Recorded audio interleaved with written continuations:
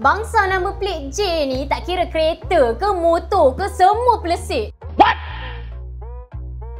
What the fuck? Sport rim 4 batang Hypertech tapi pakai rantai 428 standard kilang. Tak ada duit ke nak pakai 415? Motor punya laju sampai brek belakang pun hilang. Harapkan brek depan je, kiranya tak laju sangat lah kan sebab harapkan satu brek je. Tengok dis depan, ada duit nak ikut trend tapi tak ada duit nak bayar bulan-bulan.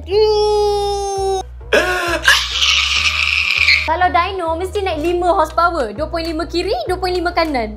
Oh my god! Wow! Tayar Maxxis Dolphin mahal dah, laju dah, tapi tak boleh lari dari lori tarik. Why are you running? Why are you running? Sekian dari saya, hos kegemaran anda dalam rancangan Motor Apa Kena Tarik minggu ni. Tapi real talk lah kan, kalau nak beli tu make sure boleh bela. Lepas tu bayar bulan-bulan dulu baru kita modi, okey? Anda mampu mengubahnya.